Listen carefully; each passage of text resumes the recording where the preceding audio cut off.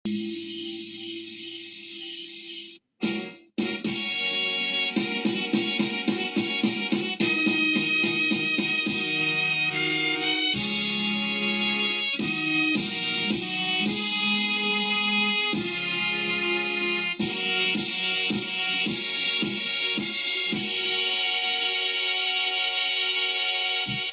นิ้วพนม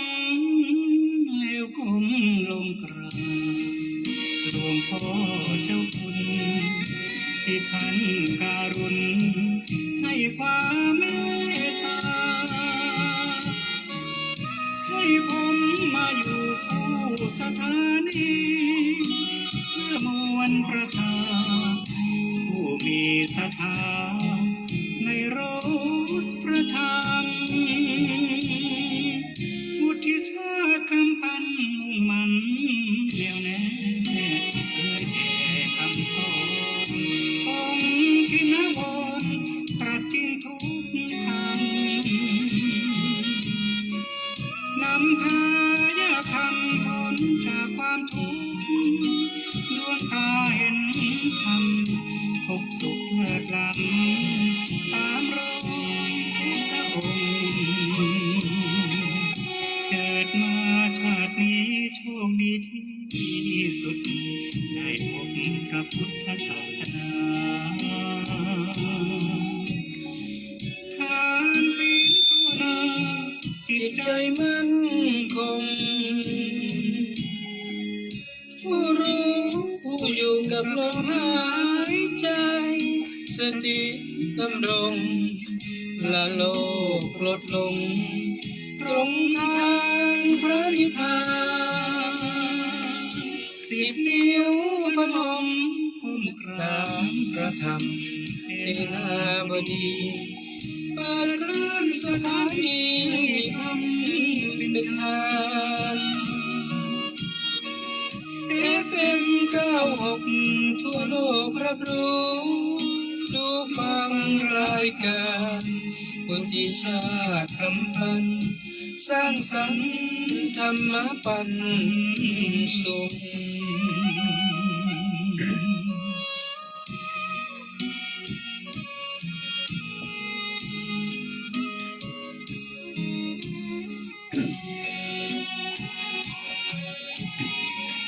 เกิดมาชาตินี้โชคดีที่สุดได้พบพระพุทธศาสนาทานศีลภาวนาจิตใจมั่นคงผู้รู้ผู้อยู่กับลมหายใจสติดำรงละโลกลดลง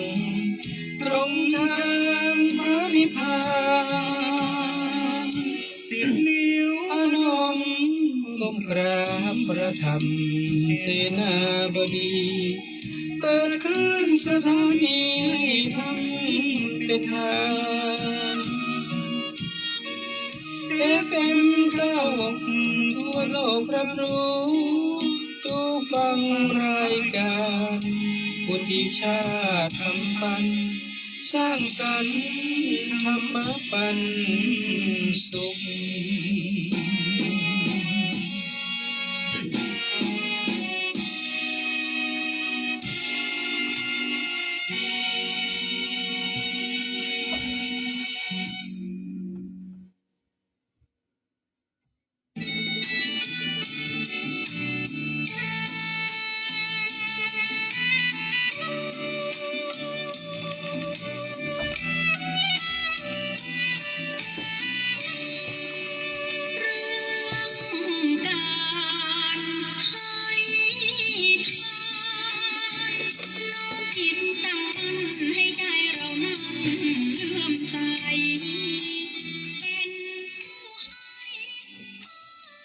บวชเว้น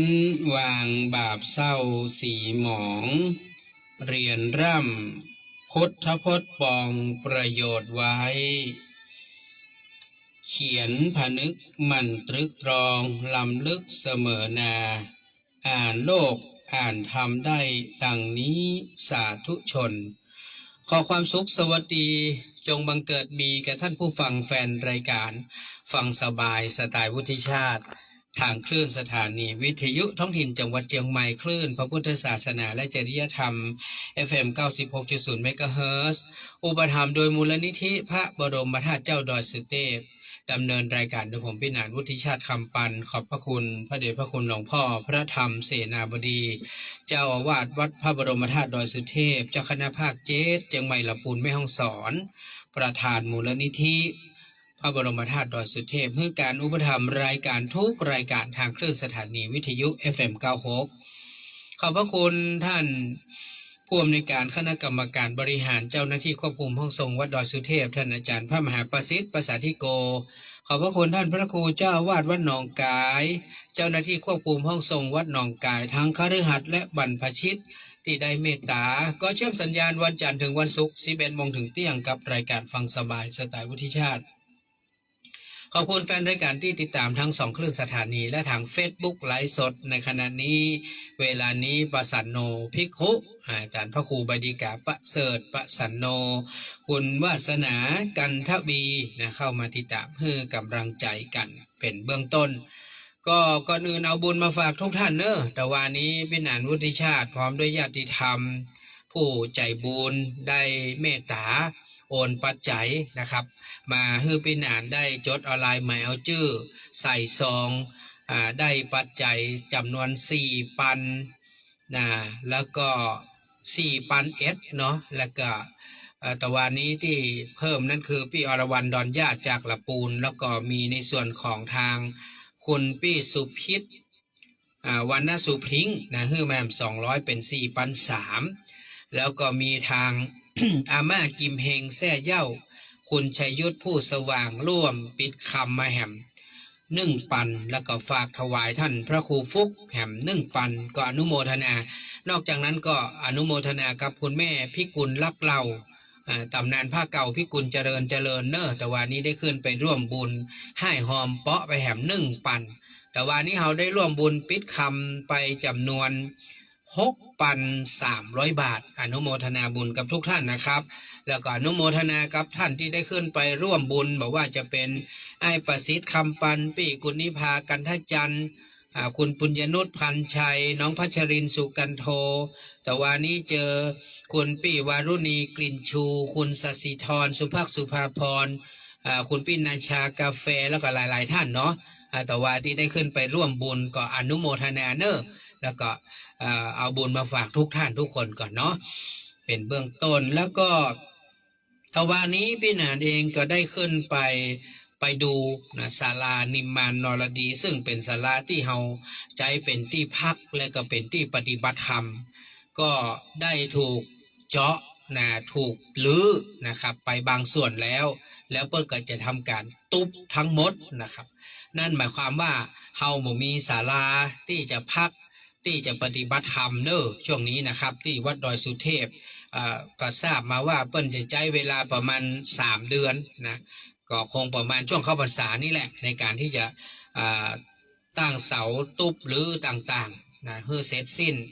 ก็ฉะนั้นในวันสำคัญที่จะมาถึงก็คือ28 กรกฎาคมนี้พี่นานก็จะ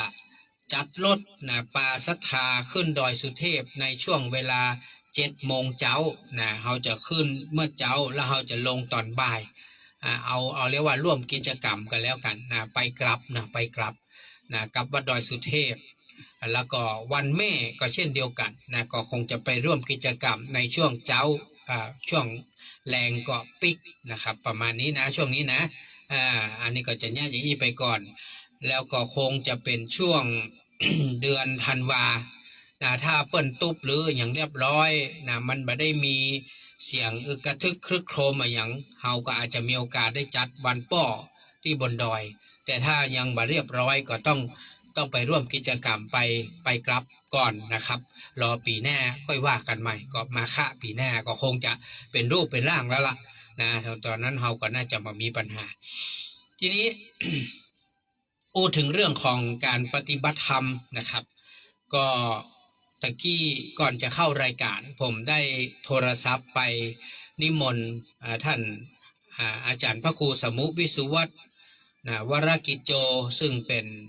เจ้าอาวาสวัดฝ่ายหินผอ FM 104.50 เมกะเฮิรตซ์และท่านยังเป็นพระวิปัสสนาจารย์มจรรุ่นที่1ก็เป็นอาจารย์สอนกรรมฐานเรื่องของก็เท่าว่าสติปัฏฐาน4กายเวทนาจิตธรรมเนี่ย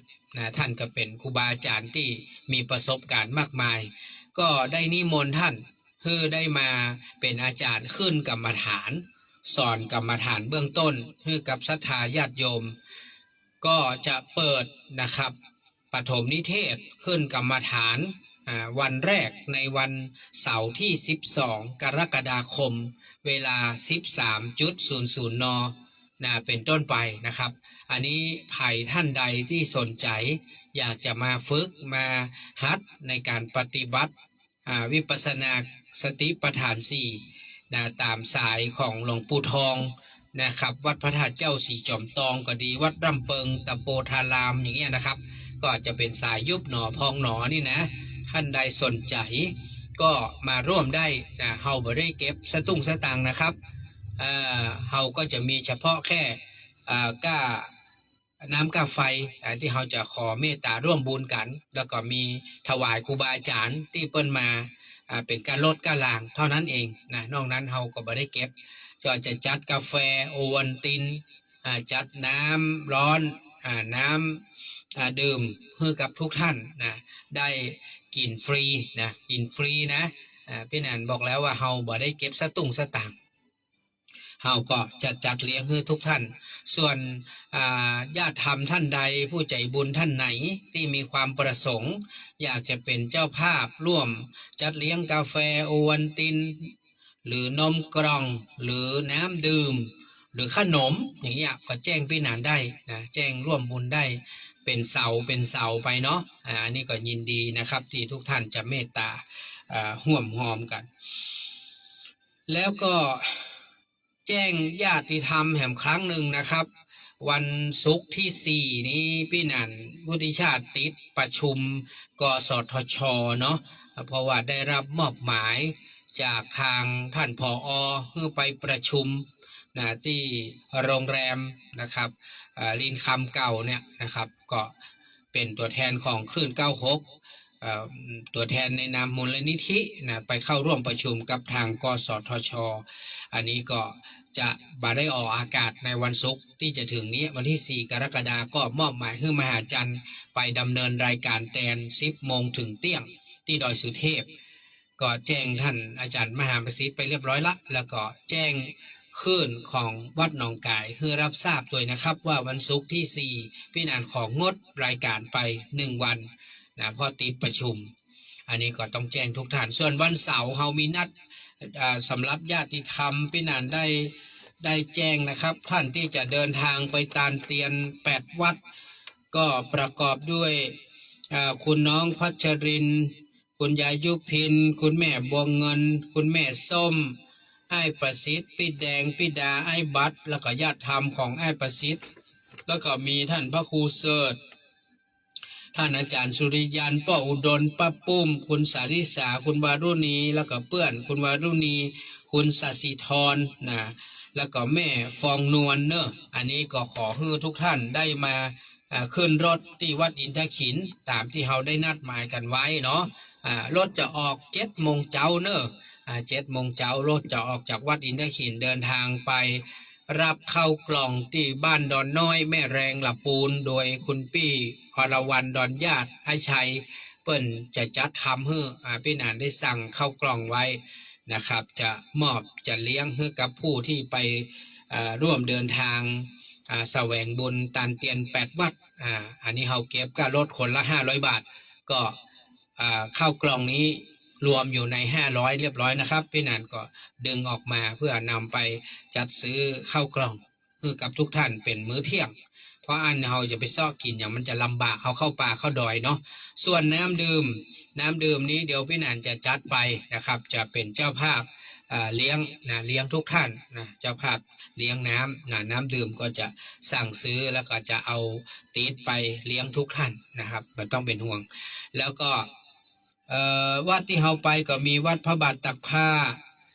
วัดพระบาทผาน้ำนะวัดบ้านปางวัดพระบาทห้วยต้มวัดพระธาตุเจ้าสีจอมตองวัดน้ำบ่อหลวงนะอันนี้เราจะลวดนำเงินมอบเพื่อกับแม่ชีแม่ครูแพรพันธ์เพื่อเอาไปบูรณะบ่อน้ำโบราณโดยที่ศรัทธาญาติธรรมได้เมตตาร่วมบุญมานะครับแล้วก็วัดต่อมาก็คือวัดบ้านฟ่อนครูบาดงดียติโกและปิดท้ายที่วัดอินทขินสะดือเมืองทั้งหมด8วัดก็ขออนุโมทนากับเจ้าภาพที่ได้เมตตานะครับในเรื่องของการให้หอมเป็นเจ้าภาพตานเตียนนะครับทุกท่านทุกคนนะทั้งหมดจำนวน8วัดที่เราก็ได้เมตตาร่วมบุญกันมาก็ต้องกราบขอบพระคุณเจ้าภาพทุกท่านนะครับที่ได้ร่วมบุญให้หอมมาก็ได้จดเอาลายหมายเอาไว้หมดละนะสำหรับเจ้าภาพทุกท่านที่ได้ร่วมตานเตียนบอกว่าจะเป็นทางคุณน้องพัชรินท่านร้อยโทประพันธ์สุกันโทพร้อมด้วยธิดาและครอบครัวคุณไอ้ประสิทธิ์คำปันปี้กุณิภากันทัจันทร์พร้อมด้วยครอบครัวไอ้นิพันธ์ทองรักคุณยายเสาคำท่านนันชัยพร้อมลูกหลานแม่จันสมท่านนามแสงพร้อมครอบครัวคุณป้าขันแก้วพรหมจริงพร้อมครอบครัวปี้สุบินน้องธรรมรัตน์มีแก้วไอ้สุรินทร์เสวยราชคุณแม่ขันคำบุญชูพร้อมลูกหลานอันนี้ก็ขออนุโมทนาแล้วก็ขอบคุณแม่จดป้ออโนไทยน้องคิรินสุขโขโดยแล้วก็วันนั้นมีแห่งท่านหนึ่งที่ ได้นำเงินมาร่วมหอมนะครับตาลเตียนก็เฮาได้ลงชื่อลงนามทุกท่านไว้นะครับก็ต้องขออนุโมทนาขอบคุณมากๆนะครับที่ได้ร่วมบุญให้หอมก็ขอบคุณกับป้อประเสริฐแม่จารศรีกิติตัวนะครับเด้อที่ได้มาร่วมบุญด้วยกันวันนั้นก็ขอบคุณมากๆนะครับที่เราได้ผมได้จดอะไรหมายเอาชื่อไว้หมดละนะครับสำหรับทุกท่านที่ได้ร่วมส่วนจ้องก็ดีร่มหรือจ้องแล้วก็ผ้าสบงผ้าอาบน้ำฝนพี่นันก็จัดพิมพ์รายชื่อคือหมดละเดือนเหลือแต่ว่าเอาไปติดแปะฮื้อนะครับตอนนี้ก็พร้อมหมดละตอนนี้นี่ครับรายชื่อมีหมดละเนี่ยเหลือแต่เอาแกะสติกเกอร์ไปติดแปะฮื้อนะครับนอกนั้นก็ปัจจัยพี่นันก็จะได้คิดว่าวันพรุ่งนี้จะได้พิมพ์รายชื่อปิ้นออกมาให้เสร็จเรียบร้อยเจ้านี้ก็ขอบคุณแม่เลี้ยงนภัสวรรณจักคำได้เมตตาร่วมบุญตานเตียน8วัดมาด้วยกันนะครับกับขอบพระคุณเป็นอย่างสูงแล้วก็มีไผ่ฮะที่วันนั้นที่วันนี้มีคุณ คุณแม่อมพรประมวลการพร้อมลูกหลานบ้านวังน้ำลินก็ได้เมตตาร่วมบุญตานเตียนภาษาน้ำไฟนะฮะแล้วก็ทำบุญปิดคำทำบุญอย่างน้ำบ่อหลวงแล้วก็ร่มนะครับอันนี้ก็ได้นำปัจจัยมาให้เรียบร้อยแล้วก็มีรายชื่อท่านแถมท่านหนึ่งก็คือทาง นายอุทัย นางสุพินนายอุทัยนางสุพิษอินทชัยเนาะอันนี้ก็ร่วมตานเตียนเพิ่มเติม200 บาทก็อนุโมทนาเนอะท่านผู้ฟังครับวันนี้ตอนบ่ายพี่หนานวุฒิชาติจะต้องเดินทางไปที่วัดศรีโสดาพระอารามหลวงเนื่องจากเปิ้นมีการบวชเนนนะครับเปิ้นมีการบวชเนนเนอะโอ้เปิ้นบวชเยอะนะวันนี้นะเปิ้นบวชเนนจำนวนตั้งตั้งแต่ได้ยินว่าเป็น100นะวันนี้นะเป็น100 รูปปุ่นนะครับ173 รูปนะฮะเป็นการบรรพชาและก็อุปสมบทนะมีถึงบวชเนนเป็กตุนะเป็นพระสงฆ์สามเณรคนพื้นที่ราบสูงก็คือพี่น้องที่อยู่บนดอยนี่แหละนะครับส่วนเจ้าภาพนี้เปิ้นรับรูปละ 2,500 บาทน่าจะเป็นเจ้าภาพทุกเจ้านะการอุปสมบทนะก็คงจะมีเจ้าภาพเจ้าศรัทธาไปร่วมบุญร่วมหอมพอดีพี่หนานก็อยากจะไปใส่บาตรนะอยากจะไปใส่บาตรเพราะว่าเฮาบ่ตันที่จะไปเสาะไปหาเงินนะเป็นเจ้าภาพ 2,500นะมันตันละเพราะว่าพี่หนานเพิ่งรับทราบมานะเมื่อตะวานี้ฉะนั้น มาสามารถที่จะหาสตุ้งสตางค์ได้ตันเอาเป็นว่า ใครที่ฟังรายการอยู่ตอนนี้เรามีญาติธรรมเราไปเลี้ยงโรงทานผลไม้รวมที่วัดศรีโสดานะครับน้องพัชรินเปิ้นไปจัดเลี้ยงผลไม้แต่ว่าก็ภรรยาผมก็หอมเปิ้นไปหน่อยหนึ่งก็เอาเป็นว่าช่วงเนี้ยตั้งแต่11 โมงถึงเที่ยงเนี้ยถ้าไผ่ที่ฟังรายการอยู่ถ้าท่านอยากให้ร่วมตักบาตรเนาะตักบาตรผ้าใหม่เนนใหม่เนาะที่เปิ้นจะบวชเปิ้นจะบรรพชากันเนี่ยนะ173 รูปนี่นะใครที่อยากจะร่วมบุญนะครับก็หอมบุญมากับพี่หนานได้เนอะเป็นบุญด่วนเนอะบุญด่วนเลยแต่ว่าท่านต้องโอนฮื้อเสร็จก่อนเที่ยงนี่นะก่อนเที่ยงท่านจะหอมเท่าใดก็ได้นะครับตนละสมมุติว่าเฮาหอมตนละ20 บาทนี่เนาะท่านจะหอมเท่าใดกี่ตนก็หอมได้เนาะเอาตนละ20 บาทก็แล้วกันเนาะเขาจะเอาสตางค์ใส่บาทให้เปิ้นนะฮะคือผ้าใหม่ผ้าน้อยผ้าใหม่ที่เปิ้นจะบวช100 กว่ารูปก็พอดีพี่นันมีขนมผ้าน้อยหนึ่งนะก็จะเอาขนมใส่ตัวเดี๋ยวขนมนี้เพิ่นเอาไปแก้กินทีหลังได้นะมันจำเป็นต้องกินได้เลยนะก็คือเอาไปแก้ทีหลังได้นะครับดังนั้นไผ่ที่อยากให้ร่วมใส่บาตรนะตนละ20 บาทก็ได้เนาะฟังรายการอยู่นะแต่ว่าต้องโอนฮื้อเสร็จก่อนเที่ยงเนอะถ้าท่านจะร่วมนะก็ฮื้อโอนเสร็จก่อนเที่ยงก็จะได้เป็นการทำบุญผ้าใหม่นะผ้าใหม่บวชใหม่ๆเลยออกจากศาลาเปิ้นก็จะเตียวกุมบาทนะเปิ้นจะเตียวกุมบาทนะพี่นันก็จะเป็นตัวแทนใส่บาตรแทนให้ทุกท่านเนอะถ้าใครอยากให้ร่วมนะแต่ต้องโอนฮื้อเสร็จก่อนเที่ยงเนอะต้องมงเล็บไว้ก่อนสวัสดีครับไม่อุ้ยว่าอย่าได้เพิ่งหูแต่ว่าแม่เพิ่งหูแต่ว่าพี่นันก็ไม่ได้ออกอากาศไงเปิ้นเบิ่งเปิ้นเพิ่งบอกมาใจไม่อุ้ยเปิ้นเพิ่งบอกมาบอกมาเมื่อวันเสาร์วันติดเนี้ยนะพี่นันก็ไม่สามารถที่จะไปบอกใครได้หรอกนะเพราะว่ามันเป็นบุญแบบด่วนๆเลยเอาถึงว่าขายตันก็ตันบัดตันก็แล้วไปนะเพราะว่าเขาไม่ได้ไปบังคับนะแล้วแต่ว่าท่านตันก็ตันบัดตันก็บ่เป็นหยังเขาก็อู้กันไปอย่างนั้นแหละนี่ท่านผู้ฟังครับก็เอาเป็นว่าใครจะร่วมก็บอกมาได้แล้วก็พี่นันก็ขออนุโมทนาขอบคุณนะครับสำหรับท่านที่เมตตาร่วมบุญเป็นเจ้าภาพนะครับในการทำบุญผ้าป่าแล้วก็กองทุนเนาะคุณพี่สิริกรจันทรศิริน้องนลินน้องตะวันพจนาถก็เมตตาร่วมบุญมา400 บาทคุณน้องพัชรินท่านร้อยโทประพันธ์สุกันโทพร้อมธิดาครอบครัว500 บาทแม่พวงบุภาตันทาพร้อมด้วยลูกหลาน200 บาทป้าวัฒนาแม่เป็นพจน์ปิ่นแก้วพร้อมลูกหลาน200 บาทแม่อุ้ยพัดเงินถาพร้อมลูกหลาน300 บาทคุณไอ้ขชนคุณน้องกนกวันน้องจิรวรรณยายุพินนุชนาถดวงไทยก็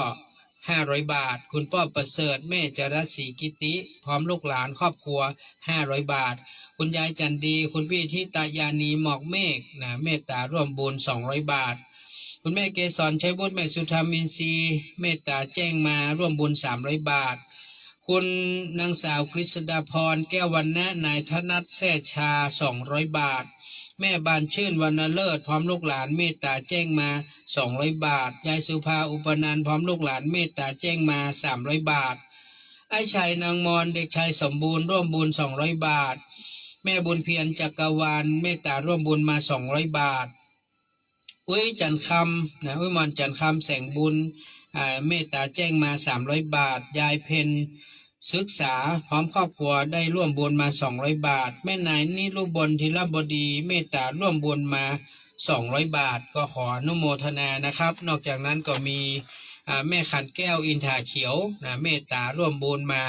200 บาทก็ขออนุโมทนาสำหรับเจ้าภาพท่านใดที่จะร่วมบุญผ้าป่านะครับกองทุนสงเคราะห์และผ้าป่าที่เราจะไปสมทบสร้างกุฏิสงฆ์ที่แม่อำเภอแม่อะไรก็นั่นลืมจืมละแม่ลาน้อยนะก็ร่วมบุญได้แล้วแต่เจตนาเนอพี่นันก็ไม่ได้บังคับนะแล้วแต่ท่านอยากให้ร่วมก็ร่วมมาร่วมก็บ่เป็นหยัง นี่ท่านฟังครับเรามาอู้จากันเรื่องของการบวชท่านผู้ฟัง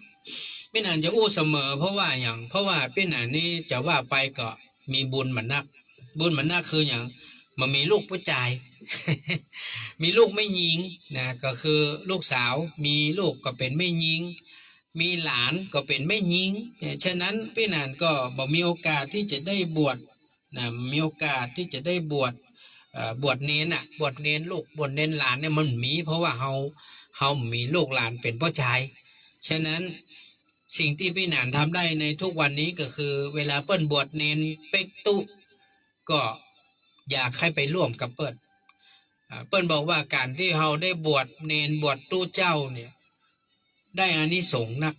แม้ว่าเขาบ่ใช่ลูกใช่หลานเฮานะแต่เฮาได้รับอานิสงส์นะบุญผ้าเหลืองเนี่ยการบวชของเขาเนี่ยคือการสืบทอดอายุพระพุทธศาสนาอย่างพระเนนเนี่ยอย่างที่วัดศรีโสดาที่เปิ้นจะบวชเนี่ยเปิ้นเป็นคนบนพื้นที่ราบสูงท่านเข้าใจคำว่าคนบนพื้นที่ราบสูงคนที่เปิ้นอยู่บนดอยอ่ะคือเปิ้นขาดโอกาสในการศึกษาพ่อแม่เปิ้นยากจนนะเปิ้นเลยส่งลูกส่งหลานให้มาอยู่วัดซึ่งวัดศรีโสดาพระรามหลวงเนี่ยเปิ้นมีชื่อมีเสียงเรื่องของการส่งพระนะไปอยู่ตามอาสมตามวัดพระธรรมจาริกต่างๆที่อยู่บนห้วยบนดอยเพื่อไปเผยแผ่พระพุทธศาสนาบนดอยหรือว่าบนที่ราบสูงฉะนั้นการที่เพิ่นเอาลูกหลานคนบนดอยมาบวชเหตุผลมันเพราะอย่างท่านผู้ฟังคนบนบ้านเฮาทุกวันนี้เนี่ยคนในที่ราบต่ำอย่างบ้านเฮาเนี่ยคนในหัวในเวียงเนี่ยมันมาบวชกันแล้วบ่เดียวเนี่ยพ่ออย่างพ่อแม่เขาส่งเสียให้เขาเฮียนจบป .6 ต่อม .1 2 3 ต่อม .4 5 6 ต่อปริญญาหรือเรียนปวชปวส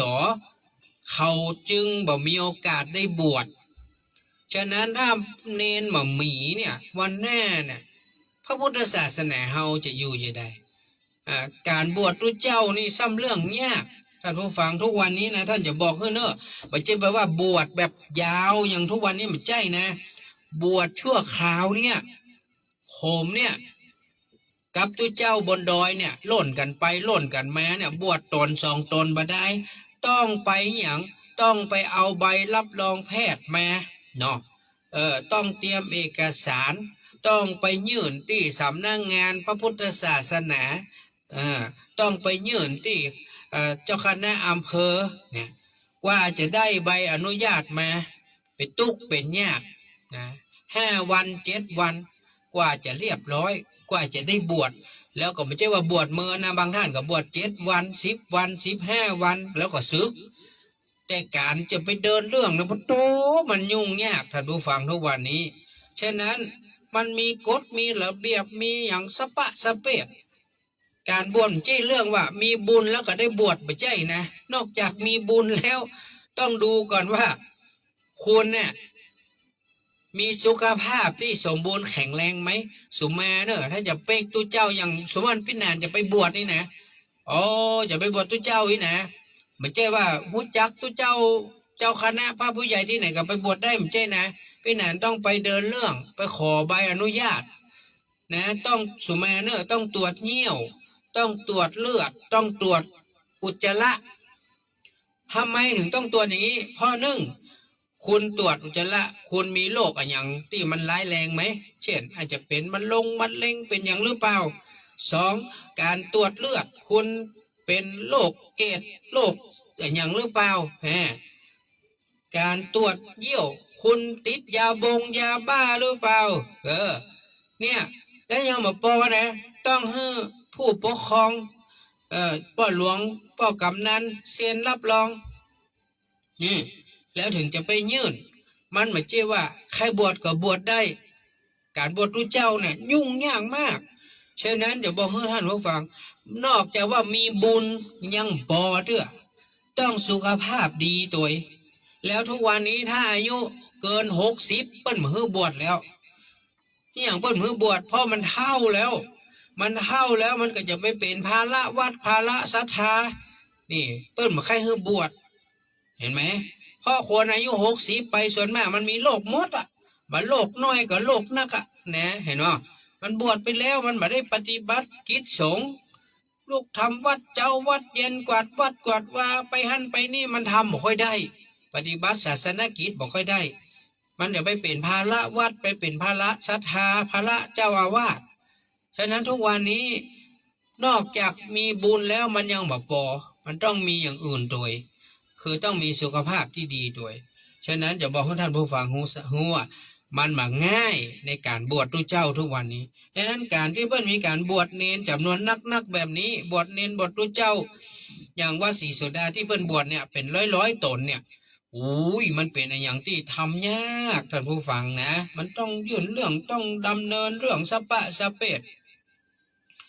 คนเหล่านี้เปิ้นถือว่าเป็นผู้มีบุญเป็นผู้ที่มีร่างกายสมบูรณ์แข็งแรงพร้อมที่จะบวชได้นั่นน่ะอันก็เขาถึงต้องช่วยกันสามเณรคือเหล่ากอของสมณะสามเณรวันนี้ก็คือตุพระในวันหน้าถ้ามันมีเขาเหล่านี้วันหน้าใครจะมาสืบทอดอายุพระพุทธศาสนาตุหม่อนตุอุ้ยตุป้อตุลุงตุแนะก็แก่เท่าไปติ๊กวันหนึ่งก็มรณภาพไปนะเรื่อยแล้วใครจะมาสืบอายุพระพุทธศาสนาใครจะมาดูแลวัดดูแลวาใครจะมาสั่งสอนศีลธรรมกรรมฐานนึกศรัทธาญาติโยมเฮาอันนี้เป็นเรื่องที่จำเป็นแล้วก็เป็นเรื่องที่สำคัญดังนั้นพี่หนานวุฒิชาตินี้เป็นคนที่ชอบมากเลยเวลามีบวชเนนบวชตู้เจ้านี่นะอุ้ยตึงขยักไปร่วมไปช่วยไปหอมกับเปิ้นเพราะว่ามันเป็นบุญใหญ่การที่เราได้บวชเนนบวชตุสืบทอดอายุพระพุทธศาสนาเนี่ยเป็นบุญใหญ่นะท่านผู้ฟังเปิ้นว่าเราจะได้เกาะชายผ้าเหลืองแม้ว่าเขาเหล่านั้นใจลูกใจหลานเฮานะลูกไผ่ก็มหุหลานไผ่ก็มหุแต่มันเป็นบุญเนี่ยขอบคุณเนอะขอบคุณทางแม่สายยันวงศานะพร้อมครอบครัวบอกว่าขอร่วมบุญตักบาตรด้วยเนอะ200 บาท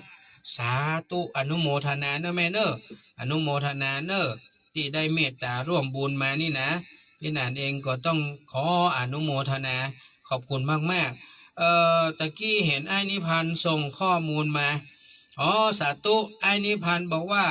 ขอร่วมบุญนะในส่วนของการตักบาตรตัว200 บาทเนอะพี่หนานเนอะสาธุอนุโมทนาเนอะไอ้นิพันธ์พร้อมกับครอบครัวเนอะขอให้เจริญอายุมั่นขวัญยืนเนอะเนี่ยเปิ้นอยากจะร่วมด้วยช่วยกันใส่บาตรตนละ20 บาท20 บาทนี่ได้400ละ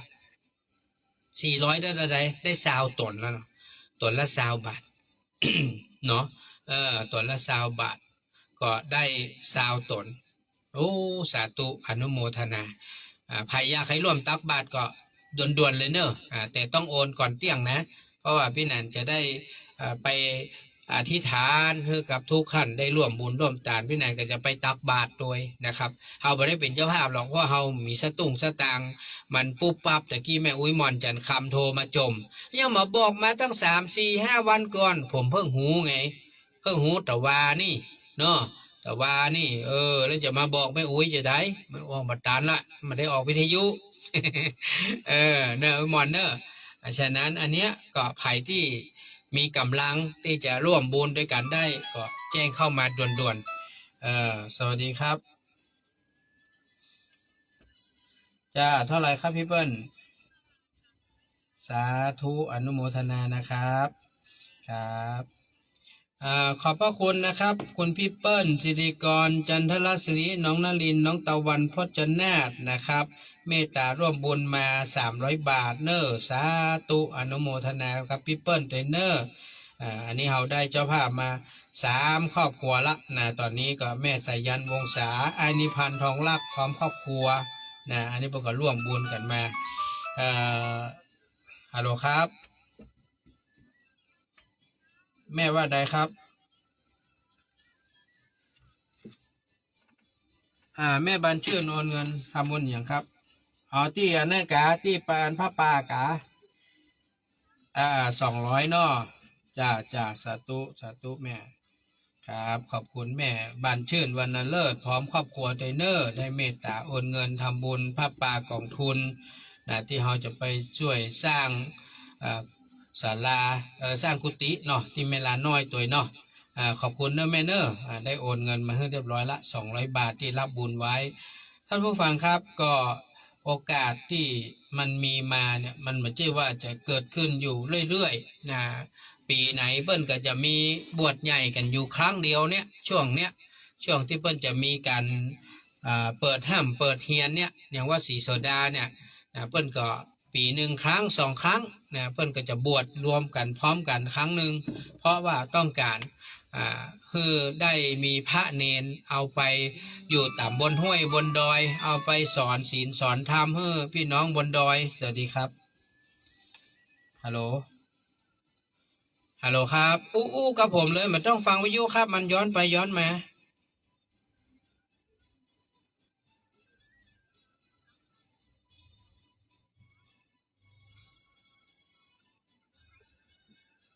แม่อุ้ยมอนจะทำตั้งใดเดี๋ยวพี่นันจะออกคือก่อนแล้วเดี๋ยวแม่อุ้ยโอนมาเนาะอย่าไปลืมเด้อเดี๋ยวผมมีตังกินข้าวนะอุ้ยมอนจะครับ อินดูอุ้ยมอนว่าใครทำบุญนานอุ้ยมอนจะโอนอยู่มันมีใครโอนฮื้อเตื้อเป็นยังอุ้ยมอนเดี๋ยวพี่แหนนจะดูแลฮื้อเนาะ200เนาะแล้วเดี๋ยวไปลืมโอนคืนเด้อเดี๋ยวพี่แหนนมีตังกินข้าวเด้อขอบคุณเด้ออุ้ยมอนจันคำแสงบุญเพื่อนใครอยากทำบุญนะพี่แหนนก็บ่อยากจะไปคัดใจคนเท่านะแต่สตางค์นักแต่ก็มีเนอะเพิ่งออกหน้าก็ไหวสวัสดีครับครับสาธุครับครับขอบคุณพี่เปิ้ลเนอะได้เมตตาโอนเงินมาให้เป็นที่เรียบร้อยละก็เดี๋ยวพี่นันก็จะได้โจทย์อะไรหมายเอาชื่อเจ้าภาพทั้งหมดแล้วก็ไปอธิษฐานให้เนอะอธิษฐานให้ทุกท่านนะครับสวัสดีครับแม่ยังครับแม่อภัยโอนตันนะครับเนาะห่วมตั้งใด300เนาะแม่เนาะตักบาทนี่เนาะสาธุโมทนาเนอะแม่เนอะสาธุครับขอบคุณครับแม่ครับโมทนากับคุณแม่อัมภัยยะกองนะพร้อมกับครอบครัวลูกเต้าเราหลานเนอะได้เมตตาโอสาธุแม่จันสมท่านามแสงอันนี้ดอยสุเทพเนอะโอ้สาธุอีแม่ฟังรายการพี่นานอยู่เนาะบอกว่าอีแม่ขอหอม400เนอะลูกนานเนอะสาธุแม่ขอบพระคุณนักนะแม่เนอะได้เมตตาร่วมบุญกับลูกนานมาพระเนียนมัน100 ป่ายก่อนแม่เขาว่าจะใส่ตัวละซาวนี่ออกนี่ไปจะต้องไปแลกสตางค์นะไปแลกสตางค์ที่ธนาคารก่อนเพื่อที่จะได้เอาไปใส่บาตรแทนทุกท่านแม่ศรีลาดีวงมาศแล้วก็พี่นางเมืองเป้าเนาะแม่ศรีลาดีวงมาศแล้วก็พี่นางเมืองเป้านะขอร่วมบุญตัวเจ้านะคนละ200 บาทสาธุเนออนุโมทนาตัวขอบคุณนักนะครับได้เมตตาร่วมบุญกันมาก็โอนคือเรียบร้อยก่อนเที่ยงนี่เนาะเรียบร้อยก็แจ้งพี่นานกำเด้อนะโอนแล้วก็แจ้งกรรมขอบพระคุณมากๆนะครับอนุโมทนาครับญาติธรรมเฮาผู้ใหญ่ใจบุญทุกท่านพี่นานเองก็คือพอได้ยินว่ามีการบวชพระบวชเนรเนี่ยนะมันแค่อยากร่วมกับเปิ้ลเพราะว่าเฮามีกำลังหรอกแต่ว่าเขาอยากจะดูแลช่วยเหลือพระน้อยพระหนุ่มพระน้อยได้คนละชาวนี่ก็ดีใจแล้วเนาะดีใจแล้วได้คนละชาวเปิ้ลก็จะเอาไว้เป็นกาดใจใจเปิ้ลนิดๆน้อยๆนะบางคนนี่นะไปบิณฑบาตได้สตางค์เอาไปให้พ่อให้แม่ก็มีเนอะเพราะว่าเปิ้ลหูว่าพ่อแม่เปิ้ลลำบากนะพ่อแม่เปิ้ลลำบากสาธุเนอะเป็นนางขอชื่อแต่ด้วยเนอะผมก็ลืมทุกทีเลยนะพี่นางเมืองเปล่าเลยนะขอชื่อกำขอชื่อนามสกุลนะเพราะว่าผมก็ลืมนะขอชื่อนามสกุลผมก เดี๋ยวเนอะสวัสดีครับอ๋อของแม่กะ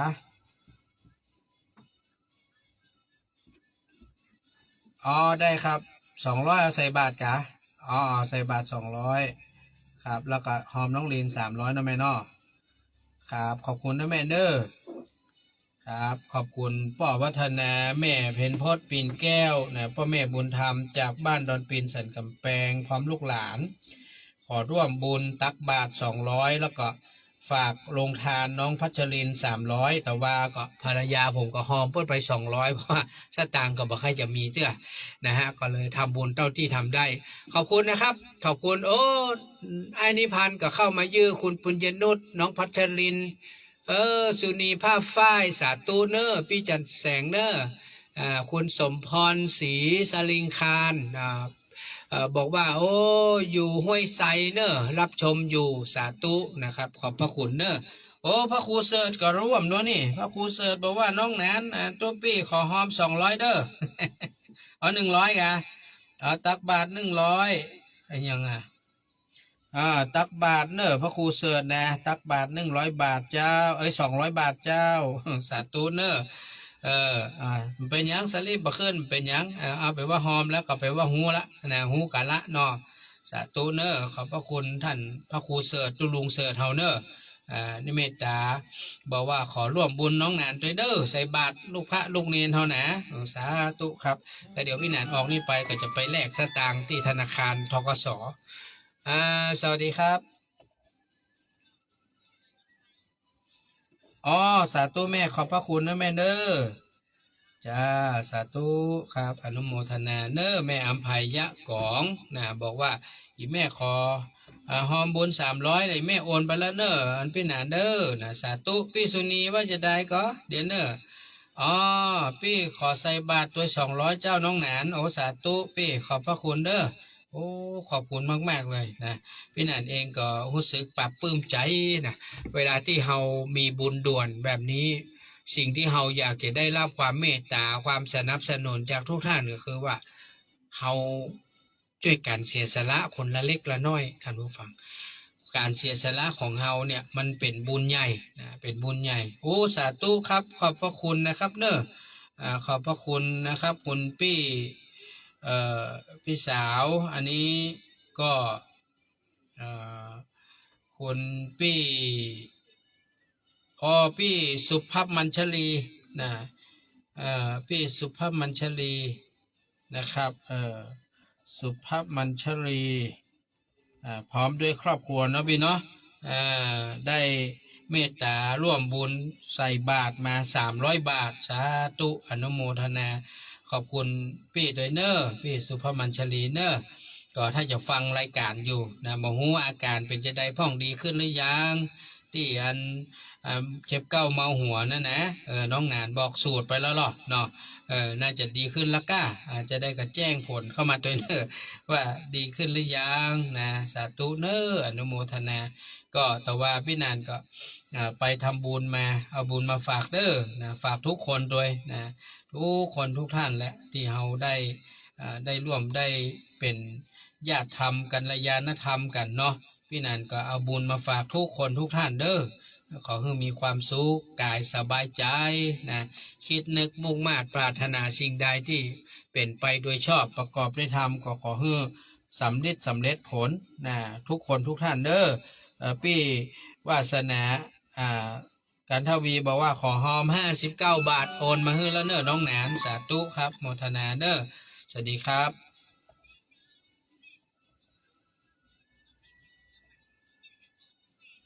เอาต่อใดเนี่ยต่อใดโอ้จะเอาที่ไหนไปได้เงินกันแล้วเงินเดือนยังมาออกตัวประเด็นเนี่ยเงินช็อตในแม่เอ้ยฮะ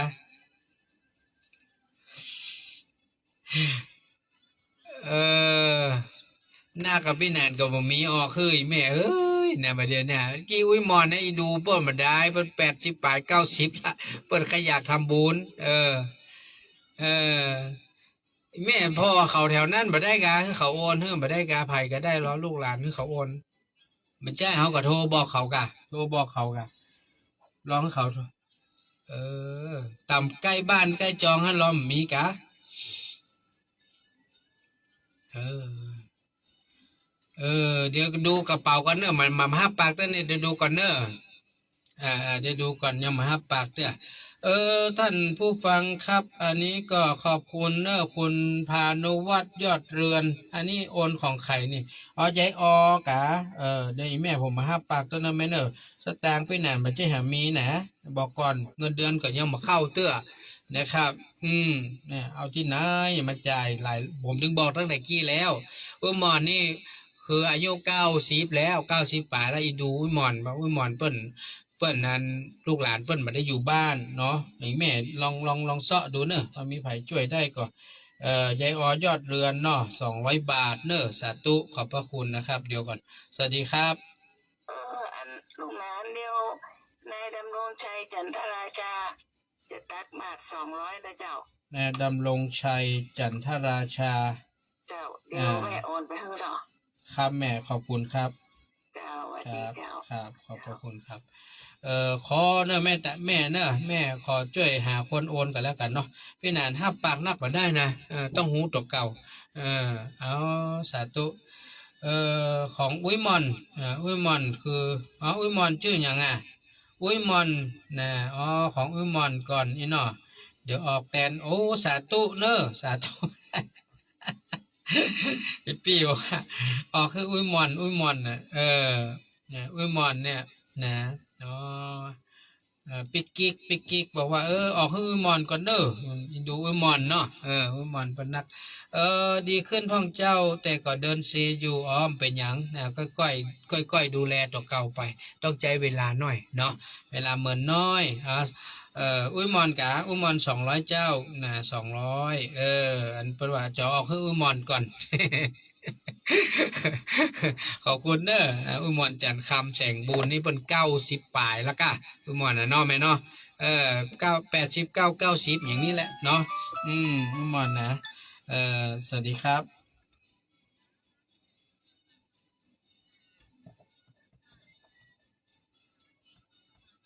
แม่บุญบัวเกิดว่าบุญเกิด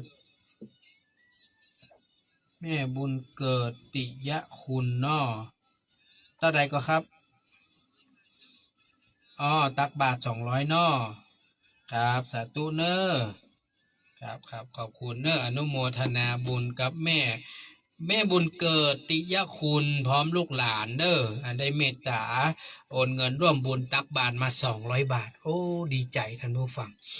ดีใจที่ทุกท่านเมตตาเนี่ยเฮาก็ร่วมด้วยช่วยกันหอมคนเล็กคนน้อยนี่นะเนี่ยเป็นน้ำใจของทุกท่านที่เป็นอ่านรู้สึกซาบซึ้งใจเพราะว่าเวลาที่เรามีบุญด่วนแบบนี้มันก็มีคนอยากให้ห่วมให้หอมด้วยกันดังนั้นวันนี้ถึงเรื่องของการบวชนี่เพราะว่าเป็นการเว้นการบวชเนี่ยนะเป็นการเว้นจากการทำความชั่วการที่เปิ้นไปบวชบวชเนนนี่นะเปิ้นเว้นชั่วเปิ้นไปทำดีนะแล้วก็จิตใจเปิ้นก็ย่อมเป็นจิตใจที่ดีเนี่ยดีงามเพราะว่าเมื่อคนเฮาเว้นชั่วแล้วทำดีจิตใจก็ย่อมหมดจดและผ่องใสดังที่พระผู้มีพระภาคเจ้าท่านตรัสท่านเตือนท่านสอนนะบางคนเฮาบวชกายบ่ได้เฮาบวชใจเนี่ยเหมือนอย่างท่านทั้งหลายเนี่ยทุกวันเนี่ยท่านบ่ได้ไปอยู่วัดอยู่วานะแต่ว่าท่านก็บวชกายนะบวชกายบ่ได้ท่านก็บวชใจนะเฮานุ่งเหลืองห่มเหลืองบ่ได้นะนุ่งขาวห่มขาวบ่ได้เนาะเฮาก็บวชเพราะว่าบวชใจนะก็คือเอาใจเฮาเนี่ยฮือทานเอาใจเฮาเนี่ยรักษาศีลเอาใจเฮาเนี่ยเจริญเมตตาภาวนานะครับการฮือทานฮือรักษาศีลฟังธรรมไหว้พระสวดมนต์เนี่ยเป็นการสร้างบุญใหญ่เป็นการสร้างบุญใหญ่เพราะว่าบุญเนี่ยมันเป็นสิ่งที่เฮาอาจจะจับต้องบ่ได้นะแต่ผมมีความเชื่อว่าทุกท่านที่ท่านได้ร่วมบุญร่วมทานแล้วท่านมีความสุขกายสบายใจเนี่ยผมเชื่อว่านั่นแหละคือสิ่งที่ท่านได้รับก็คือ ความสุขนะบุญอันที่เขาได้ทำว่าเขาได้กินได้ทานเขาได้รักษาศีลฟังธรรมเขาได้ไหว้พระสวดมนต์เขามีความสุขอย่างแต่ว่าพี่นานก็ลูกตั้งแต่เจ้านะไล่ไปฮับป้าปุ้มนี่กะมาเบลพี่นานอู้กันจัดดีนัดหมายกันจัดดีพี่นานไปถึงจ้าน้อยเดียวบ่ได้หายเสียไปในบ้านเหียแทนที่จะได้ไปห่วมบุญกันไปหาบน้องพัชรินแต่ว่านี่ขึ้นไปบนดอยสุเทพนะฮะเนี่ยท่านผู้ฟังถือว่าเป็นบุญใหญ่เป็นบุญใหญ่แท้ๆอนุโมทนาขอบคุณเด้อกับแม่อุ้ยแม่อุ้ยจันคำแสงบุญนะฮะสาธุเนอะก็ได้ร่วมบุญร่วมกุศลกันเป็นที่เรียบร้อยละเนาะอนุโมทนาขอบคุณกับพี่สาวปิกกิ๊กเนอะปิกกิ๊กเนอะที่ได้เมตตาโอนเงินทำบุญมาให้เรียบร้อยแล้วดังนั้นท่านผู้ฟังทั้งหลายอีแม่สุจิตตาพี่บุญแล้วก็แม่ก็คือโอนก่อนเตี้ยงนี่เนอะแม่เนอะคือไผ่โอนให้กรรมนะก็จะร่วมบุญตักบาทตัว300 บาทเนาะแม่เนาะแม่ว่าอยากเขาร่วมบุญ300เนอะสาธุฮัลโหลครับแม่อุ้ยเรียบร้อยแล้วครับเรียบร้อยละไม่ต้องเป็นห่วงสบายใจได้เลยเนอะสาธุอนุโมทนาอุยหมอนเนอะ90เท่าไหร่ก่อ91สาธุเนอะสาธุแม่อุ้ยหมอนจันคำโอ้ดีใจละได้ทำบุญละดีใจสาธุเนอะน้องพัชรินกับอนุโมทนากับศรัทธาญาติโยมเฮาพี่นันก็บอกว่าเดี๋ยวพี่นันจัดรายการนะแล้วพี่นันเนี่ยจะชวนเปิ้นทำบุญนะเนี่ยขอยากชวนตักบาตรก็ขอบคุณนะครับแม่สุจิตตาพี่บุญเนอะแม่ก็บอกว่าก็ขอร่วมตักบาตรตัว300เนอะพี่นานเด้อนะสาธุเนอะแม่เนอะก็จะได้แม่ก็โอนให้เรียบร้อยก่อนเที่ยงนี้ก็แล้วกันเนาะเอาละวันนี้เวลาก็ใกล้จะหมดละสุดท้ายสุดก็อยากจะบอกว่าการที่เฮาช่วยกันสนับสนุนลูกพระลูกเนนอย่างน้อยที่สุดก็เพื่อให้เกิดเป็นบุญเป็นกุศลในการสืบทอดอายุพระพุทธศาสนาพระพุทธศาสนาของเฮาจะดำรงคงอยู่ได้5,000 พระวสาหรือว่า 5,000 ปีหรือไม่มันอยู่ที่ศรัทธาญาติโยมท่านเคยเห็นกงล้อธรรมจักรก็ครับกงล้อธรรมจักรนะคนที่อยู่หน้าสุดก็คือพระสงฆ์นะแล้วเปิ้ลก็จะมีต่อจากพระสงฆ์นั่นก็คือสามเณรยูกงล้อแล้วคนต่อจากสามเณรนั่นก็คืออุบาสกอย่างพี่หนานวุฒิชาตินะพระจ่าพระจายทั้งหลายนี่แหละอุบาสกแล้วก็มีพ่อแม่ศรัทธาเนี่ยที่ร่วมบุญกันมาเนี่ยแม่ทั้งหลายแล้วเนี่ยก็คืออุบาสิกาดังนั้นกงล้อธรรมจักรเนี่ยมันจะหมุนไปตั้งหน้าได้ถึง 5,000 ปีก็ต้องอาศัยพระสงฆ์อาศัยสามเณรอาศัยอุบาสกอุบาสิกาช่วยกันยุขับเคลื่อนกงล้อเนี่ยมันหมุนไปจน 5,000 พระวสาการที่เฮาสนับสนุนการบวชเนนการเป๊กตุนั่นน่ะคือการช่วยเหลือทางตรงท่านเข้าใจคำว่าช่วยเหลือทางตรงก่อนเนี่ยคือการบวชเปิ้นเพื่อเข้าไปอยู่ในร่มกาสาวพัดเนี่ยคือเป็นการช่วยกันทางตรงหลังจากนั้นท่านจะช่วยอย่างไรท่านช่วยเรื่องของการตักบาตรการทำบุญการสร้างกุฏิสร้างที่อยู่อาศัยสนับสนุนการศึกษาเล่าเรียนให้พระสงฆ์สามเณรแม้แต่อย่างพระเจ้าแผ่นดินในหลวงรัชกาลที่9นะแล้วก็รัชกาลที่10เนี่ยท่านก็ยังฮื้อทุนการศึกษาพระสงฆ์สามเณรที่เฮียนทั้งบาลีเฮียนทั้งปริญญามหาวิทยาลัยสงฆ์พระองค์ท่านทรงให้พระเนรเอาเฮียนมีความรู้เอาไปพัฒนานะครับวงการคณะสงฆ์บางตนนี่จบรัฐศาสตร์เรื่องของการบริหารจบนิติศาสตร์เรื่องกฎหมายพระสงฆ์ก็ต้องรู้กฎหมายรู้การบริหารทั้งนิติศาสตร์ทั้งรัฐศาสตร์แล้วก็ทั้งพุทธศาสตร์เฮียนบาลีเฮียนนักธรรมเฮียนรู้เรื่องของครุศาสตร์เรื่องของปฐวะในวิชาอื่นๆมากมาย ทั้งนี้และทั้งนั้นต้องได้รับการสนับสนุนจากศรัทธาสาธุชนเราพระสงฆ์สามเณรเป็นผู้บ่มีอาชีพคือเปิ้นมาได้ประกอบอาชีพเมื่อมาประกอบอาชีพเปิ้นจะเอารายได้มาจากไหนก็รายได้จากศรัทธาญาติโยมเฮานี่แหละเฮาทำมาหากินแล้วก็จัดสรรปันส่วนทำบุญทำทานสนับสนุนเล็กๆน้อยๆเป็นก้าเสื้อก้าผ้าเฮ้อเปิ้นก็คือการตานนี่แหละผ้าตรงผ้าไตทั้งหลายเนี่ยนะเฮ้อเปิ้นได้นุ่งได้ห่มการทำบุญนะอาหารการกินตักบาตรถวายเจ้าถวายเพลช่วยเหลือเปิ้นถวายยุกถวายยาสัตว์ทั้งหลายสร้างกุฏิที่อยู่อาศัยให้เปิ้นอยู่เหมือนอย่างเฮาเนี่ยเฮาทำผ้าป่าเนี่ยเขาจะไปช่วยสร้างกุฏิให้ตุเจ้าปุ้นที่แม่ลาน้อยปุ้นนะมันจะใกล้ๆนะพระอยู่บนดอยปุ้นท่านผู้ฟังกุฏิเปิ้นล่มแผ่นดินมันไหวกุฏิมันเบิ่งมันล่มเปิ้นเลยต้องสร้างที่อยู่ใหม่นะครับชีวิตอยู่ลำบากบนห้วยบนดอยท่านผู้ฟังบ่เคยไปอยู่บางที่ไฟฟ้าก็บ่มีบัดเดียวนี้ยังดีนะยังมีโซลาร์เซลล์นะบางวัดนี่นะเอาโซลาร์เซลล์ไปติดบนหลังคาบางวันก็แดดมีบางวันก็แดดบ่มีส่วนแม่มันก็มีก้าฝนแล้วก็ฝนมามีก็จริงแต่บางทีมันอยู่ในป่าต้นไม้ใหญ่มันนักแดดมันส่องบ่ถึงนี่ก็โซลาร์เซลล์ก็ติดพ่องบ่ติดพ่องอย่างเก่งก็แค่ได้ใจแสงไฟเล็กๆน้อยๆงั้นน่ะเนี่ยผมยังกึดในใจอยู่นะเนี่ยว่าที่เขาจะไปเนี่ยถ้าเรามีสตางค์นี่เขาขอยากเอาแผงโซลาร์เซลล์ไปตานนะกับหลอดไฟนะใครจะเป็นเจ้าภาพก็บอกเนอะเป็นชุดใหญ่เนี่ยนะชุดประมาณสัก2,000นี่แหละท่านผู้ฟังชุด2,000 บาทนี่มันจะมีโซลาร์เซลล์แผ่นใหญ่แล้วมันก็จะมีหลอดไฟที่เป็นสปอตไลท์นะมันสามารถรับแสงได้เยอะแล้วก็ให้แสงสว่างได้ทั้งคืนบนมอมาติดผมมาไปติดที่สวนผมเนี่ยข้างบ้านเนี่ยตั้งแต่ไฟออกตั้งแต่7 โมงเมื่อแรงไปจนถึงประมาณตี 2 ตี 3ยังถึงอยู่นะครับเนี่ยมันอยู่เมินนะถ้ามันได้แดดเต็มที่เนี่ยบางทีถึง6 โมงเช้ายังมีเลยหน้าบ้านผมอันนี้ก็คือสิ่งที่อยากจะฝากทุกท่านไว้เนอะขอบคุณเนอะแม่สุจิตาเนอะคุณดำรงชัยจันทราชาถ้าโอนแล้วแม่แจ้งพี่หนันกรรมนะแม่เนอะถ้าโอนแล้วก็แจ้งให้กรรมนะครับโอ้สาธุโอ้ขอบคุณนะครับแม่พี่กุลเพิ่นว่าออกมาแล้วนะครับออกมาแล้วเนอะสาธุโอ้ขอบคุณนะครับคุณปิยธิดาบอกว่าโอ้เอาให้คนที่โอนบัตรตันก่อน ได้เงินมา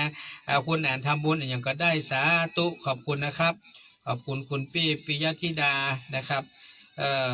ที่ได้เมตตาเนอะอันตะกี้แม่อย่างก็ป้อนนานประพัดเนาะป้อนนานประพัดนะแม่จันสีเนาะดวงแสงนะเดี๋ยวนี้มีเจ้าภาพผู้ใจบุญเปิ้นว่าฮื้อพี่นันเอาเงินที่เปิ้นโอนเนี่ยนะคือออกแทนเปิ้นไปก่อนแล้วเดี๋ยวได้คืนมาก็ฮื้อพี่นันจัดสรรบุญฮื้อกรรมสาธุเนอตกลงฮื้อกับป้อนานประพัดแม่จันสีดวงแสง200นะแม่เด้อจะได้แม่ก็โอนเงินคืนมาฮื้อพี่นันทีหลังก็แล้วกันขอบคุณคุณพี่แสงเดือนกะเดี๋ยวเนอพี่แสงเดือนดวงสถานเนาะสาธุเนอเดี๋ยวเนอพี่แสงเดือนพร้อมเพย์ทำไมโอนไม่ได้สุมาเตอร์พร้อมเพย์ต้องใจ0646169598ครับพี่เพราะว่าผมเปลี่ยนนะเปลี่ยนเบอร์นี้ครับนะเปลี่ยนเบอร์นี้เพราะว่าอันเก่ามันไม่มีเน็ตครับอันเก่ามันมีเน็ตก็เลยต้องเปลี่ยนใหม่นะครับขอบคุณนะครับพี่ปิยธิดาที่เมตตาโอนเงินเข้ามาฮื้อนะครับพี่แสงเดือนดวงสถานสาธุเนอพี่แสงเดือนดวงสถานบอกว่าขอร่วมบุญด้วยเนอน้องหนาเนอพี่หอมบุญพร้อมครอบครัวพี่นะจำนวน300 บาทสาธุนะครับโอ้ดีใจขนาดเลยท่านผู้ฟังปรากฏว่ามีญาติธรรมเปิ้นใจบุญเปิ้นโอนกันมาทีละท่าน2 ท่าน ก็ขอบพระคุณมากๆนะครับขอบพระคุณทุกท่านเด้อที่ได้เมตตาร่วมบุญมากับพี่หนานเดียวจะได้เดินทางไปกดสตางค์แล้วก็จะนำไปแลกที่ธนาคารเพื่อที่จะได้เอาไปตักบาตรโอ้สาธุขอบคุณครับทางไอ้ชัยพี่มอนนะครับไอ้ชัยพี่มอนแล้วก็น้องสมบูรณ์เนอะที่ได้ร่วมบุญมาตัว100 บาทสาธุเนอะอนุโมทนาขอบคุณตัวนะครับวันนี้ก็ได้บุญกันนักได้บุญกันหลายเนอะขอบพระคุณคุณพี่ปิยธิดาแล้วก็คุณพี่กิ๊กนะครับเนอะเมตตาโอนเงินมาให้พี่นานไว้ก่อนแม่บุญเกิดติยคุณเนาะเมตตาร่วมบุญมาพร้อมครอบครัวลูกหลาน200 บาทพี่เปิ้ลสิริกรจันทรศิริน้องนลินน้องตะวันพจนาถ300 บาทฮัลโหลไม่ได้มาเหรอไม่ได้ไปใส่บาตรด้วยกันเหรออ๋อตอนบ่ายเนี่ยตอนบ่ายเพื่อจะบวชเนี่ยตอนเที่ยงกว่าบ่ายโมงนี่วัดศรีโสดาตอนนี้น้องลีนก็ไปเลี้ยงเนี่ยที่ตีนดอยให้แน่เลยครูบาแน่ไปดิไปใส่บาตรด้วยกัน ได้ไปไหมก็ใส่สตางค์ไงใส่สตางค์ไงเอาสตางค์ไปใส่ที่ผมก็จะใส่สตางค์เนี่ยที่ญาติธรรมหอมเนี่ยตัวละซาวเนี่ยเพิ่นบวช100 กว่ารูปก่อนหรอเรามีเท่าไหร่ก็เท่านั้นอ่ะไม่เป็นไรช่วงบ่ายเนี่ยหลังเที่ยงครึ่งเพื่อจะบวชจ้าขอบคุณเนอะพี่วารุณีเนอะท่านผู้ฟังครับฉะนั้นเฮาชื่อว่าการที่เฮาได้บวชเนี่ยมันได้บุญนักนะแล้วก็ขอบคุณนะครับสำหรับไอ้นิพันธ์ทองรักพร้อมครอบครัว200 บาทแม่สายยันวงศาพร้อมครอบครัว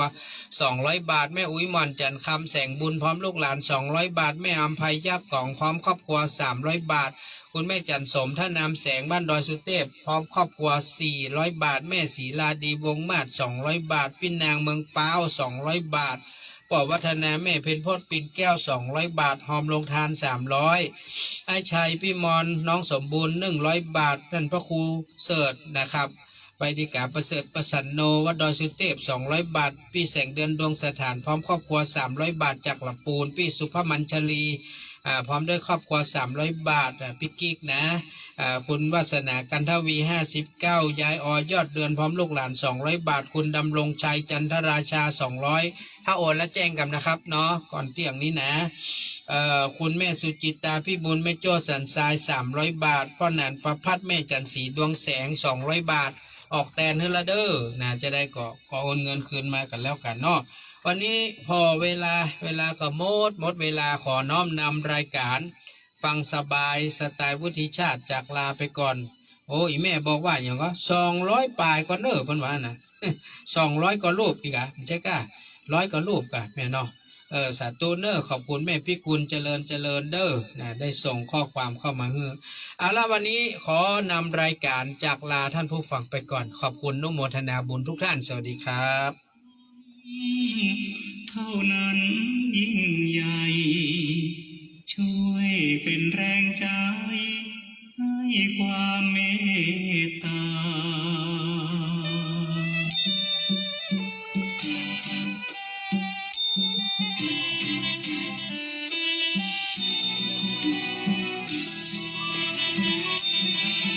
ครับขอกราบครับขอบคุณที่ได้รับได้ครับพ่อได้ครับสาธุครับพ่อจากแฟนครับขอบคุณครับพ่อครับขอบคุณครับพ่อเสียงทำผ่านไม้ไปถึงบ้านบุตรชาติคำปันฟังกันสบายน้ำใจไมตรีอย่าทำชั่วทีทุกทีปราณีหลังไหล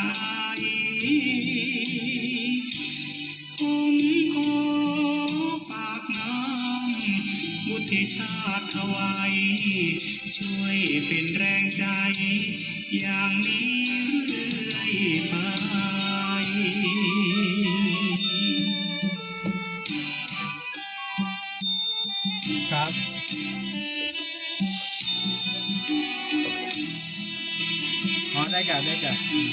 มีคน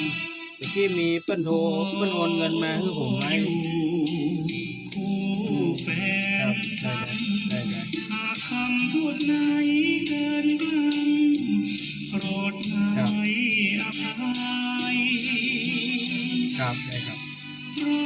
ะ ได้ครั คุ บ ณผู้ฟัง เท่านั้นยิ่งใหญ่ ช่วยเป็นแรงใจ ให้ความเมตตาขอองค์เทวาสถิตฝากฟ้ายิ่งใหญ่คุ้มภัยให้ท่านเถิดนาขอจงเชื่อใจวุฒิชาติเลยว่า ตราบชั่วชีวาไม่ลืมญาติธรรม